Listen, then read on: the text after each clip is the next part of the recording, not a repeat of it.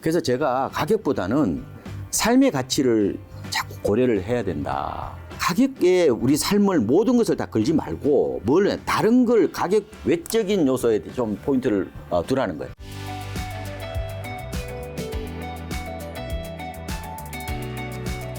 자, 기존 상승장에서는 뭔가 묻지마 투자 이런 네. 것들이 좀 가능했다면 지금은 단순히 가격만 보고 투자해서는 안 된다고 생각되는데 네.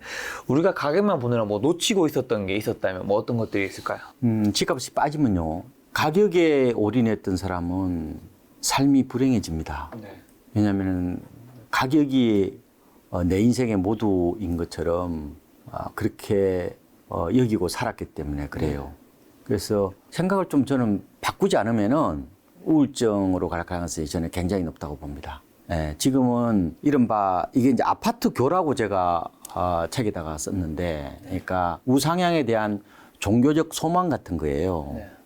그러니까 가격은 기본적으로 오르면 오를 때가 있고 내릴 때가 있잖아요. 특히 지금 집이 자산화되면서 급등과 급락이라는 굉장히 이게 그 롤러코스터 타는 것처럼 돼버렸어요. 그러면은 만약에 집값이 오르면은 내가 기분이 좋고 떨어지면 굉장히 우울에 빠지는. 그래서 가격에 따라 내 감정의 기복도 같이 춤을 추는 거예요. 이 아파트는 원래 그런 거예요. 그러면은 그 가격에 더 만약에 올인하게 되면은 훨씬 더 내가 이 빙하기를 견디기 어려워요. 그럼 어떻게 할래?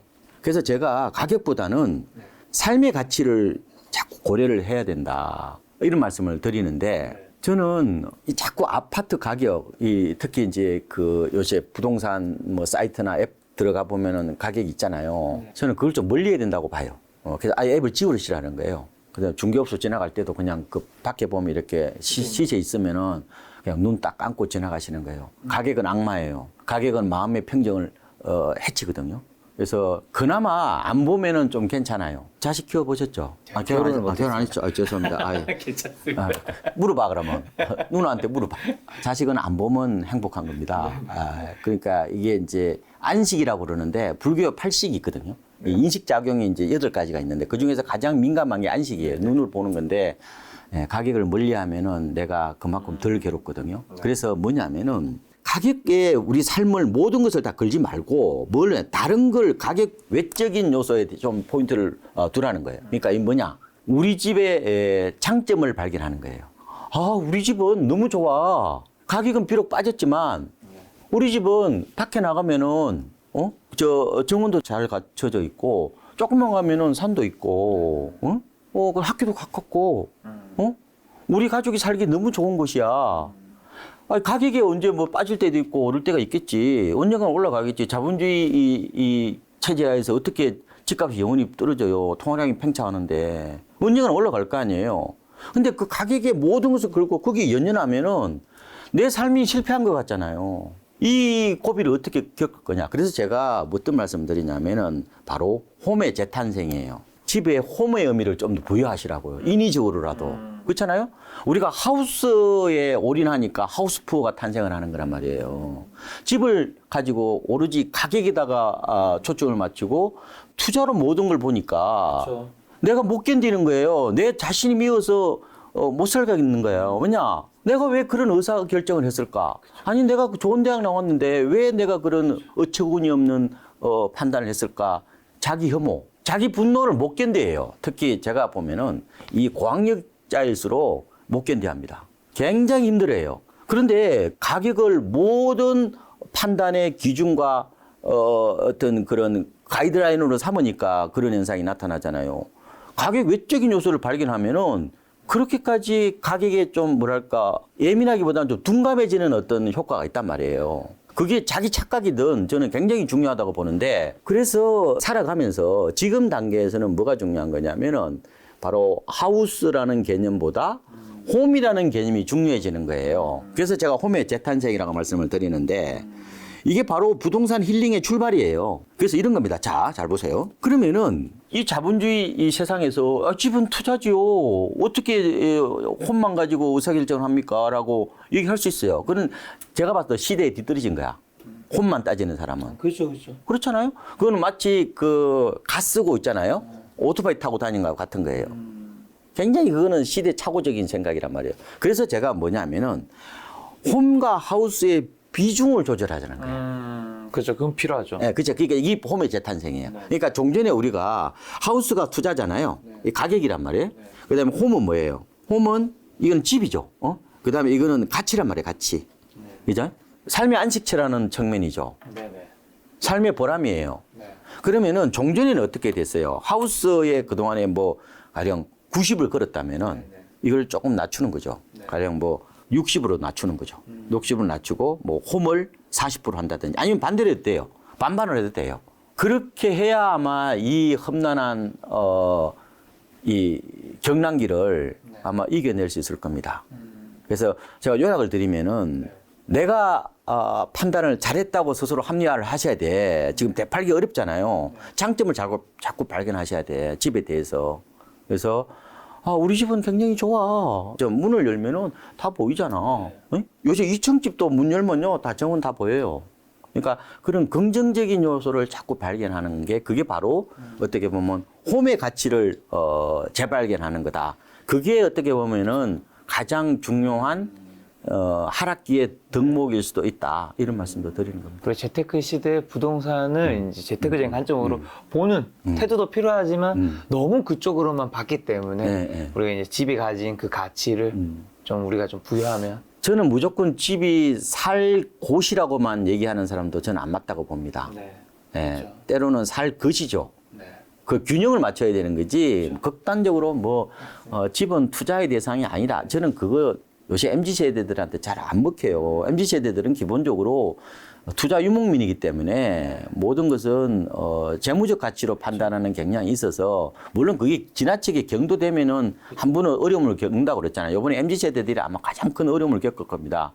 연끌 비투를 했고 또 패닉 바잉을 했기 때문에 어떻게 보면 외상으로 주식 투자한 거거든요. 이 갭 투자라는 거, 그다음에 비투자라는 거. 그렇지만 이 고비를 넘기려면은 그렇게 하지 않고서는 다시 재기를 하기 어려울 정도로 마음을 다칠 수가 있다는 거예요. 처음 겪는 거잖아요. 그래서 아버지가 2012년에 하우스포를 겪었단 말이에요. 그때 굉장히 어려우셨어요. 그때의 경험을 어떻게 보면 악몽을 다시 리바이벌 할 가능성이 있기 때문에 이번에 고비를 잘 넘어야 된다.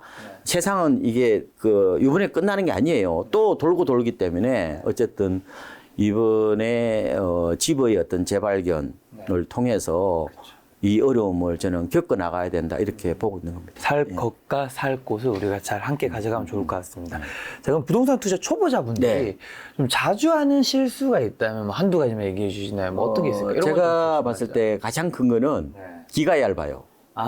그래서 이해관계자를 잘 가려야 돼요.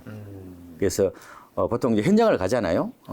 그러면은 이 사리 분별이 좀 저는 확실해야 된다. 왜냐면 이제 사회생활을 많이 안 하셨기 때문에 이 마음이 순수해요. 그래서 나무 얘기를 그대로 막 스펀지 물 흡수하듯이 잘 받아들이는데 조금 가려서 들을 필요가 있다. 만약에 이제 현장을 간다고 봅시다. 그러면은 제 판단은 이렇게 제가 결론을 내렸는데 일단은 집주인도 만나고 세입자를 만들 거잖아요. 그렇잖아요. 그러면은 집주인은 무조건 좋다고 얘기할 거예요. 그렇죠. 집을 팔아야 되니까. 세입자는 어떻게 돼요? 무조건 안 좋게 생각할 가능성이 높아요. 세입자가 이 동네가 좋다는 얘기를 왜 해요? 좋다고 얘기하면 집값이 올라가는데. 그러면 아무래도 좀 시큰둥하게 얘기할 가능성이 높아요. 물론 모든 세입자가 그렇다는 게 아니라. 그래서 제 생각에는 판단을 할 때 집주인은 40%, 세입자는 60% 정도 보시면 되고 옆 동네 사람을 만날 수 있을 거예요. 옆 동네 사람이 우리 동네를 좋게 얘기할 것 같아요? 아니 내가 A 아파트를 갔는데 B 아파트 사람이 제가 보니까 우리 아파트는 별거고 A 아파트가 좋아요 라고 얘기할 것 같아요? 물론 가끔은 있겠지만 일반적으로. 그래서 옆 동네 사람에 대해서는 무조건 깎아낼 가능성이 있다. 그래서 그것도 가려서 좀 들어라. 그런 거고 요새 이런 말이 있어요. 역세권보다 욕세권이 좋다. 욕세권이요? 욕 많이 하는 동네가 좋다는 거예요. 그러니까 이제 아무래도 질투가 생길 거 아니에요. 그러면 욕할 거 아니에요. 예, 그런 남들의 욕을 많이 얻어먹는 아파트가 더 좋을 수가 있다. 그게 욕세권이라고. 왜냐면 내가 가고 싶은데 못 가잖아요. 그러니까 이제 그런 얘기 하는데, 자, 그런데 가장 중요한 거는 뭐냐면은 어쨌든 여러 가지 이해관계 당사자들의 의견을 이제 조정을 해야 된다. 그래서 거기에 이해 당사자들은 집주인이다. 아무리 집주인 될 수밖에 없죠. 그러니까 집주인은 의견을 좀 이렇게 낮출 필요가 있는 것 같다. 그런데 거기에서 모든 사람을 다 이해관계인으로 봐서는 안 된다. 만약에 그 집주인이 우리 사촌이에요. 사촌이 어렸을 때 아는 사촌인데 무조건 좋다고 얘기할까요? 사촌은 진실을 얘기할 가능성이 높아요. 그렇죠. 사촌은 이해관계 당사자가 아니에요. 그렇죠. 예, 그런 이제 말하자면은 당사자인지 아닌지 이런 걸 조금은 구분했으면 좋을 것 같고 요새 MZ 세대들한테 조언한다고 저는 조언 안 합니다. 더 잘해요. 그러니까 기성세대하고 달라요. 기성세대는 무조건 다리품이라고 그러는데 물론 다리품도 필요하죠. 근데 기본적으로 요새 MZ 세대들은 모바일 앱을 통해서 거의 다 조사를 다 합니다. 인구 동향, 뭐 하다못해 뭐 갭 가격, 뭐 입주 단지 이게 거의 뭐 만물 박사라고 할 정도로 진짜 치밀하게 공부합니다. 그래서 MZ 세대들한테 사실상 기성세대가 조언할 게 없어요. 요새 하는 거 보면 진짜 많이 알고요. 지난번에 제가 이런 얘기도 들었어요. 이제 집을 이제 보여드리는데 좀 비싼 집이었는데 커뮤니티 시설을 좀 보여드리겠습니다. 이제 수영장이 우리 잘 돼 있는데 한번 보여드릴까요? 그랬어. 그러니까 뭐라 그러잖아요. MZ 세대가. 저요. 동영상으로 다 보고 왔습니다. 이 정도입니다. 내가 가격만 싸면 살게요라고 얘기할 정도로 현장을 오기 전에 이미 다 공부를 하고 오는. 그래서 제가 MZ 세대들을 어떻게 보면 굉장히 저는 긍정적으로 보고 있는 거예요. 그러니까 이런 겁니다. 인간은요 다면체예요. 어떤 면은 무모할 정도로 공격적이지만 어떤 면은 굉장히 학습 욕구가 뛰어나고 배우려고 그러고 굉장히 열정적으로 공부를 하는 세대가 바로 MZ 세대예요.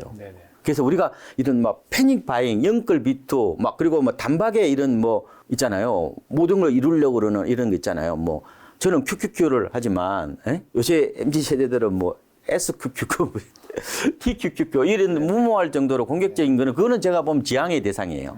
다만 제가 지향은 뭐냐면은 이 배우려는 자세 그리고 이게 이런 재무 지식에 대해서 굉장히 어떻게 보면은 이게 지평을 넓히려는 어떤 그런 욕구들 이런 거는 지금 대단하다고 본 거죠 저는. 그렇죠. 그래서 저는 MZ 세대들 삐딱하게 보면은 저는 당신 어렸을 때보다 당신 젊었을 때보다 훨씬 나은 것 같은데요. 그래서 이제 MZ 세대에 대해 저는 이런 얘기를 합니다. 사람은요 경험을 통해서 성숙해지는 거예요. 시행착오를 통해서 성숙해지는 겁니다.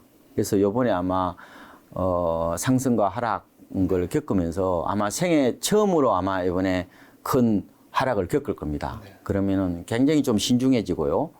그리고 좀 더 높은 사고를 하게 되어 있다. 그래서 이번 경험을 토대로 훨씬 성숙한 세대가 될 거다. 저는 이렇게 보고 있고요. 그러니까 MZ 세대 분들이 이번에 뭐 영끌 비투했는데 패닉 바잉 했는데 물렸다. 그래서 인생이 끝났다. 절대로 저는 그런 생각하지 마시라는 거예요.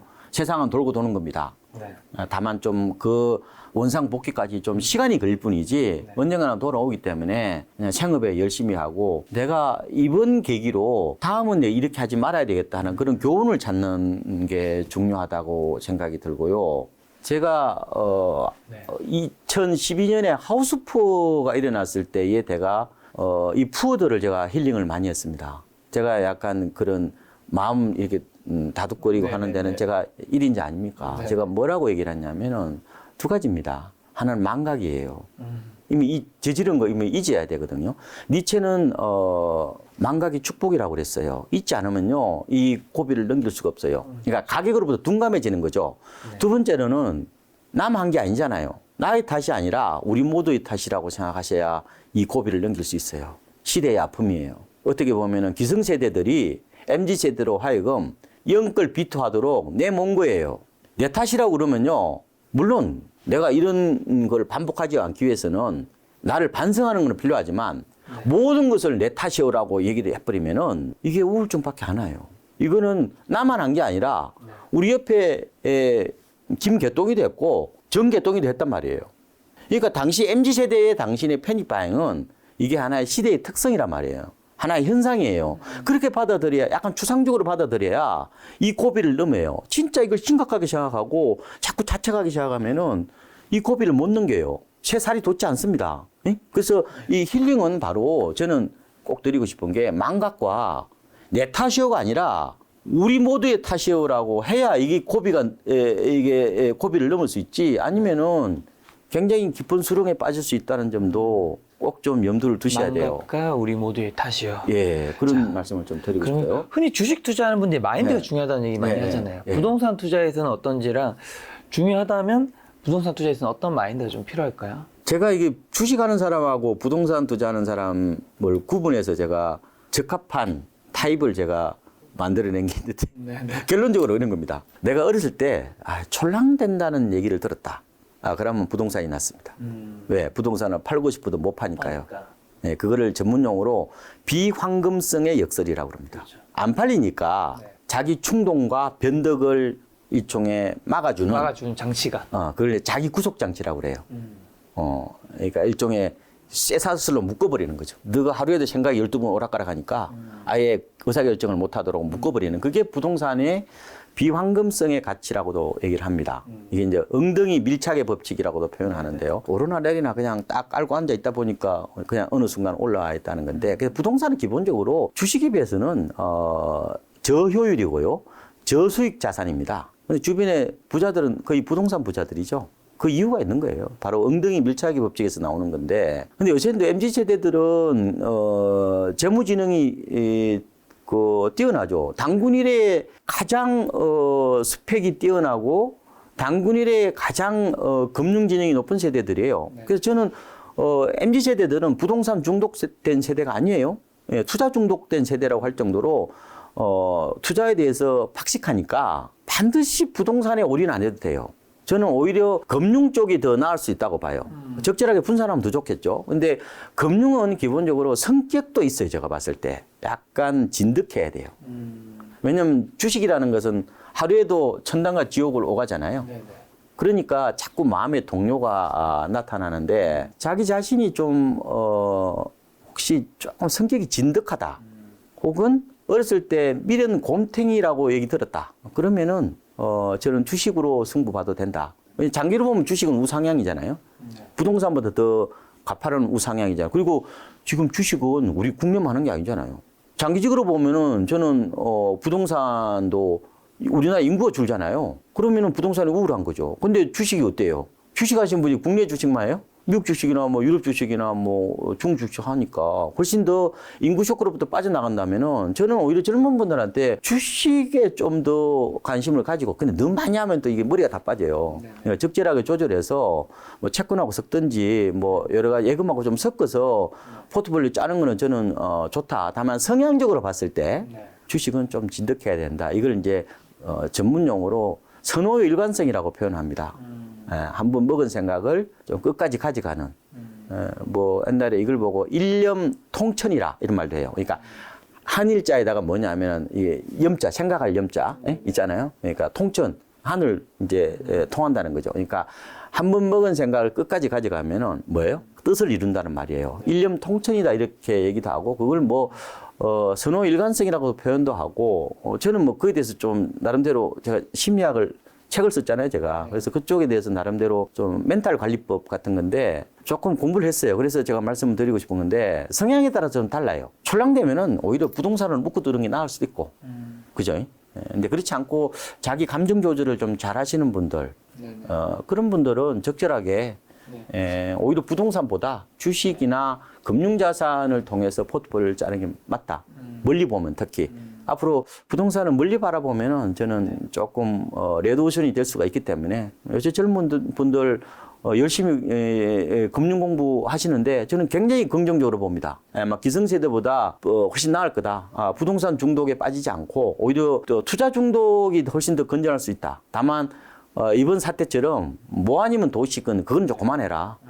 그거는 좀 파멸로 가는 지름길이기 때문에 그냥 하시더라도 좀 분산해서 네. 차곡차곡 불을 늘린다는 그런 마인드가 좋겠다 이런 말씀을 드리겠습니다. 자, 지금 시대에 박사님께서 20대로 돌아간다는 네. 투자에 있어서 이것만큼 준비하겠다. 요걸 오늘 마지막 질문으로 드리겠습니다. 저는 좀 성급함을 버리고 싶어요.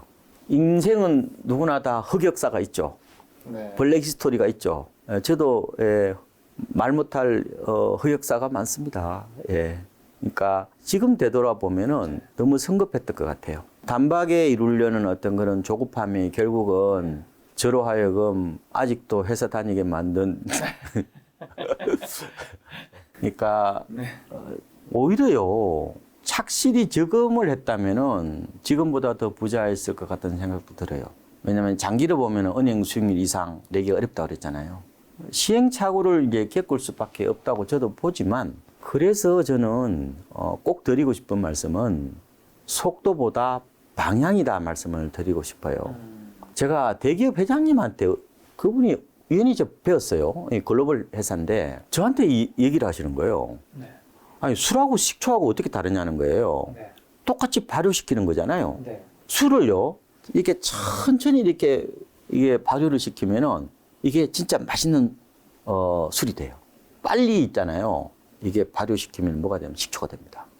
못 먹어요. 물론 식초도 물 타 먹으면 되지만 전혀 다른 성질이 된다는 거예요. 네. 우리가 술을 원한다면은 마치 식초 만들듯이 그렇게 하지 마시라는 말씀을 제가 드리고 싶은 거예요. 인생은 길어요. 그래서 좀 여유를 가지고 잃지 않는다는 생각. 세상에 가장 무서운 게 잃는 거거든요. 내가 이거를 그냥 차곡차곡 쌓아나간다는 생각을 하시면은 그렇게 모험적이고 도박적으로 투자를 안 할 겁니다. 그렇잖아요. 잘 보세요. 혹시 군대에 가서 느낀 건데 행군을 해요. 우리 여성분들은 죄송합니다. 제가 비유를 이렇게 한번 해볼게요. 행군을 하는데 내가 좀 빨리 가려고 있잖아요. 좀 앞서서 이렇게 갔어요. 갔는데 나중에 대대장님이 야 우리가 잘못 가서 그러는 거예요. 그래서 맨 앞에 있는 내가 다시 뒤로 가가지고 다시 돌아가야 되는 거야. 그래서 중간이 좋다고 얘기를 하는데 뭐 그거는 좀 약간 안일한 어떤 그런 안 좋은 쪽이지만 저는 너무 빨리 가면요. 방향이 잘못되면은 다시 되돌아와야 돼요. 그럼 처음부터 다시 출발해야 된단 말이에요. 그래서 제가 이런 얘기를 드는데 만약에 내가 부산까지 이제 서울에서 부산까지 가야 된다는 생각을 해보자고요. 어차피 기차를 타야 돼. 그래서 내가 돈이 좀 없어. 그래서 남들은 KTX를 타고 가는데 나는 무궁화를 타고 가. 근데 하루 길게 보면은 KTX나 무궁화나 큰 차이 안 납니다. 속도는 그렇게 중요하지 않아요. 먼 인생으로 본다면은. 방향성이 잘못되면요. 한 방에 다 잃어버려요. 그렇잖아요. 그래서 제가 꼭 좀 드리고 싶은 게 물론 요새 MZ세대 분들이 굉장히 저는 윗세대보다 저는 낫다. 특히 재무지능이나 투자 감각이나 이런 거 보면 훨씬 낫다. 저는 오히려 배웁니다. 배우는데 다만 너무 조급해하는 것 같다. 그래서 조금은 기성세대한테 배운다면은 저는 속도감이다. 조금은 천천히 해도 된다. 방향성이 옳다면은 인생에 그렇게 문제될 거 없다. 자꾸 옆 사람하고 비교를 하니까 내가 속도를 조금이라도 더 내야 되겠다는 요번에 영끌 비투나 패닉 바잉이나 코인 사태나 다 그게 결국은 속도에 너무 연연하다 보니까 사고가 터진 거거든요. 그래서 제가 옛날부터 대출을 너무 많이 내지 마십시오. 적절하게 내셔야 됩니다. 그러니까 세상 물정 모른다고 저보고 얘기하시는 분도 있고 그랬는데 결국 사고가 터졌잖아요. 세상은 공짜가 없거든요. 그래서 제가 꼭 그 기성세대로서 MZ세대한테 꼭 드리고 싶은 말씀은 바로 속도보다 더 중요한 것은 방향이 될 수가 있는 거고 재테크나 이른바 자산 관리는 뻥튀기 이 기계를 통해서 옥수수 튀기는 게 아니라는 거예요. 이거는 석탑 쌓듯이 쌓아나가는 게 훨씬 더 현명할 수 있다. 만약에 부자한테 배운다면은 석공의 지혜를 저는 배우는 거라고 봅니다. 저는 이걸 사실 우리 아들한테 얘기를 해야 되는데 이게 우리 아들이 들을지 모르겠네. 아마 이 영상 보실 겁니다. 아, 박사님 마지막 멘트에서 그 네. 술과 식초 오래 담궈야지 이제 네. 술이라는 거에서 오늘 밤에는 술이 좀 생각나는. 와인이 좋잖아요. 네. 근데 위스키보다 와인이 또 좋은 거예요. 네. 오늘 밤에 다들 이제 재테크 공부는 조금 내려놓으시고 와인 한 잔 마시면서 가까운 분들과 소중한 시간 보내면 어떨까라는 생각이 들었습니다. 오늘 만나는 손님은 박원과 박사님이었습니다. 지금까지 여러분 소중한 시간 함께 해주셔서 정말 감사합니다. 오늘도 김 작가였습니다. 고생 많으셨습니다. 네, 고맙습니다.